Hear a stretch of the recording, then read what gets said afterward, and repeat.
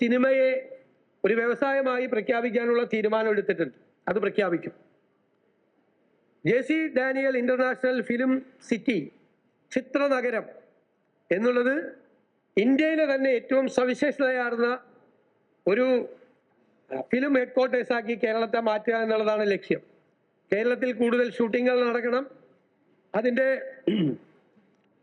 ഷൂട്ടിങ്ങിന് മുമ്പും ഷൂട്ടിങ്ങിന് ശേഷവുമുള്ള അതിൻ്റെ പ്രവർത്തനങ്ങൾ, എഡിറ്റിംഗ് ഉൾപ്പെടെ, ക്യാമറ ഉൾപ്പെടെ ഉള്ള മുഴുവൻ കാര്യങ്ങൾ, ഡബ്ബിംഗ് ഉൾപ്പെടെയുള്ള കാര്യങ്ങൾ നടത്താൻ വേണ്ടിയിട്ടുള്ള അത്യാധുനികമായ സംവിധാനങ്ങൾ ഉള്ള ഒരു വലിയ മോഡേൺ ഫിലിം സിറ്റി ആയിരിക്കും ചിത്ര നഗരം.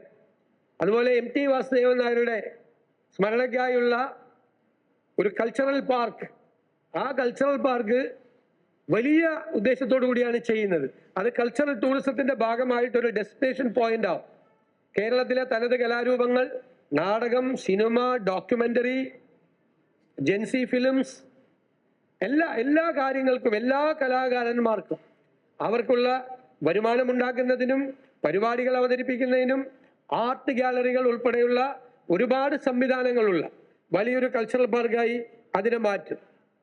ജോൺസൺ മാസ്റ്ററുടെ പേരിലും ഗസൽ സംഗീതജ്ഞനായ ഉമ്പായിയുടെ പേരിലും 2 മ്യൂസിക് അക്കാദമികൾ നമ്മൾ പ്രഖ്യാപിച്ചിട്ടുണ്ട്.